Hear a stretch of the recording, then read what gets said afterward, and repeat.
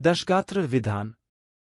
गरुड़ जी बोले, हे केशव, आप दशगात्र विधि के संबंध में बताइए, इसके करने से कौन सा पुण्य प्राप्त होता है और पुत्र के अभाव में इसको किसे करना चाहिए। श्री भगवान बोले, हे तार्क्ष्य, अब मैं दशगात्र विधि को तुमसे कहता हूं, जिसको धारण करने से सत्पुत्र पितृऋण से मुक्त हो जाता है। पुत्र पिता के मरने पर शोक का परित्याग करके धैर्य धारण कर सात्विक भाव से समन्वित होकर पिता का पिंडदान आदि कर्म करें।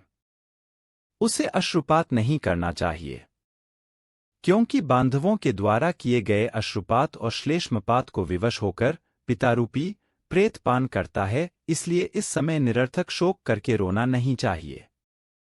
यदि मनुष्य हजारों वर्ष रात दिन शोक करता रहे तो भी प्राणी कहीं भी दिखाई नहीं पड़ सकता। जिसकी उत्पत्ति हुई है उसकी मृत्यु सुनिश्चित है, और जिसकी मृत्यु हुई है उसका जन्म भी निश्चित है। इसलिए बुद्धिमान को इस अवश्यंभावी जन्म मृत्यु के विषय में शोक नहीं करना चाहिए।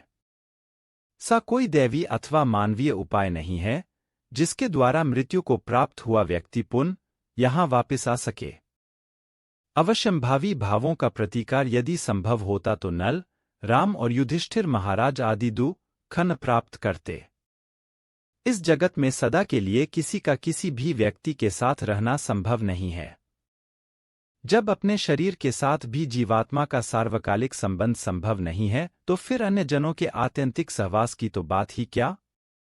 जिस प्रकार कोई पथिक छाया का आश्रय लेकर विश्राम करता है और विश्राम करके पुनः चला जाता है, उसी प्रकार प्राणी का संसार में परस्पर मिलन होता है। पुनः प्रारब्ध कर्मों को भोग कर वह अपने गंतव्य को चला जाता है। प्रात काल जो भोज्य पदार्थ बनाया जाता है वह सायंकाल नष्ट हो जाता है। से नष्ट होने वाले अन्न के रस से पुष्ट होने वाले शरीर की नित्यता की कथा ही क्या। पितृमरण से होने वाले दुख के लिए यह पूर्वोक्त विचार औषध स्वरूप है। अत इसका सम्यक चिंतन करके अज्ञान से होने वाले शोक का परित्याग कर पुत्र को अपने पिता की क्रिया करनी चाहिए। पुत्र के अभाव में पत्नी को और पत्नी के अभाव में सहोदर भाई को तथा सहोदर भाई के अभाव में ब्राह्मण की क्रिया उसके शिष्य को अथवा किसी सपिंडी व्यक्ति को करनी चाहिए। हे गरुड़, पुत्रहीन व्यक्ति के मरने पर उसके बड़े अथवा छोटे भाई के पुत्रों या पौत्रों के द्वारा दशगात्र आदि कार्य कराने चाहिए।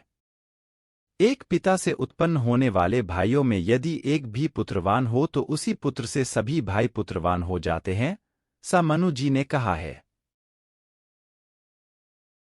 यदि एक पुरुष की बहुत सी पत्नियों में कोई एक पुत्रवती हो जाए तो उस एक ही पुत्र से वे सभी पुत्रवती हो जाती हैं। सभी भाई पुत्रहीन हों तो उनका मित्र पिंडदान करे अथवा सभी के अभाव में पुरोहित को ही क्रिया करनी चाहिए। क्रिया का लोप नहीं करना चाहिए। यदि कोई स्त्री अथवा पुरुष अपने इष्टमित्र की और्ध्वदैहिक क्रिया करता है तो अनाथ प्रेत का संस्कार करने से उसे कोटियज्ञ का फल प्राप्त होता है। हे खग, पिता का दशगात्रादि कर्म पुत्र को करना चाहिए, किंतु यदि ज्येष्ठ पुत्र की मृत्यु हो जाए तो अति स्नेह होने पर भी पिता उसकी दशगात्रादि क्रिया न करे। बहुत से पुत्रों के रहने पर भी दशगात्र, सपिंडन तथा अन्य षोडश श्राद्ध एक ही पुत्र को करना चाहिए। पैतृक संपत्ति का बंटवारा हो जाने पर भी दशगात्र, सपिंडन और षोडश श्राद्ध एक को ही करना चाहिए, किंतु सांवत्सरिक आदि श्राद्धों को विभक्त पुत्र पृथक पृथक करें।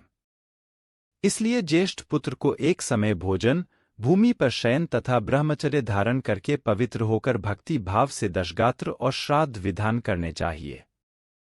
पृथ्वी की 7 बार परिक्रमा करने से जो फल प्राप्त होता है वही फल माता पिता की क्रिया करके पुत्र प्राप्त करता है। दशगात्र से लेकर वार्षिक श्राद्ध पर्यंत पिता की श्राद्ध क्रिया करने वाला पुत्र गया श्राद्ध का फल प्राप्त करता है। कूप, तालाब, बगीचा, तीर्थ अथवा देवालय के प्रांगण में जाकर मध्यम्याम मध्याह्न काल में बिना मंत्र के स्नान करना चाहिए। पवित्र होकर वृक्ष के मूल में दक्षिणाभिमुख होकर वेदी बनाकर उसे गोबर से लीपे। उस वेदी में पत्ते पर कुश से बने हुए दर्भमय ब्राह्मण को स्थापित करके पाद्यादि से उसका पूजन करें और अत्सिपुष्प संकाशन। अत्सिपुष्प संकाशन पीतवाससमुच्यतम। ये नमस्यन्ति गोविंदन न तेषां विद्यते भयम्, इत्यादि मंत्रों से उसे प्रणाम करे। इसके पश्चात उसके आगे पिंड प्रदान करने के लिए कुश का आसन रखकर उसके ऊपर नामगोत्र का उच्चारण करते हुए पके हुए चावल अथवा जौ की पीठी, आटा से बने हुए पिंड को प्रदान करना चाहिए। उशीर, खस, चंदन और भृंगराज का पुष्प निवेदित करें। धूपदीप, नैवेद्य, मुखवास, तांबूल पान तथा दक्षिणा समर्पित करें। तदंतर का कान, दूध और जल से परिपूर्ण पात्र तथा वर्धमान वृद्धिक्रम से दी जाने वाली जलांजलि प्रदान करते हुए यह कहे कि अमुक नाम के प्रेत के लिए मेरे द्वारा प्रदत्त यह पिंडादि सामग्री प्राप्त हो, अन्न, वस्त्र, जल, द्रव्य अथवा अन्य जो भी वस्तु प्रेत शब्द का उच्चारण करके मृत प्राणी को दी जाती है, उससे उसे अनंत फल प्राप्त होता है, अक्षय तृप्ति प्राप्त होती है। इसलिए प्रथम दिन से लेकर सपिंडीकरण के पूर्व स्त्री और पुरुष दोनों के लिए प्रेत शब्द का उच्चारण करना चाहिए। पहले दिन विधिपूर्वक जिस अन्न का पिंड दिया जाता है, उसी अन्न से विधिपूर्वक 9 दिन तक पिंडदान करना चाहिए। 9वें दिन सभी सपिंडीजनों को मृत प्राणी के स्वर्ग की कामना से तैलाभ्यंग करना चाहिए और घर के बाहर स्नान करके दूब एवं लावा लेकर स्त्रियों को आगे करके मृत प्राणी के घर जाकर उससे कहे कि दूर्वा के समान आपके कुल की वृद्धि हो तथा लावा के समान आपका कुल विकसित हो, सा कह करके दूर्वासमन्वित लावा को उसके घर में चारों ओर बिखेर दे। हे खगेश्वर! 10वें दिन मांस से पिंडदान करना चाहिए, किंतु कलयुग में मांस से पिंडदान शास्त्रत निषिद्ध होने के कारण माश, उड़द से पिंडदान करना चाहिए। 10वें दिन क्षौरकर्म और बंधु बांधवों को मुंडन कराना चाहिए। क्रिया करने वाले पुत्र को भी मुंडन कराना चाहिए। 10 दिन तक एक ब्राह्मण को प्रतिदिन मिष्टान्न भोजन कराना चाहिए और हाथ जोड़कर भगवान विष्णु का ध्यान करके प्रेत की मुक्ति के लिए इस प्रकार प्रार्थना करनी चाहिए। अत्सी के फूल समान कांति वाले पीतवस्त्र धारण करने वाले अच्युत भगवान गोविंद को जो प्रणाम करते हैं, उन्हें कोई भय नहीं होता।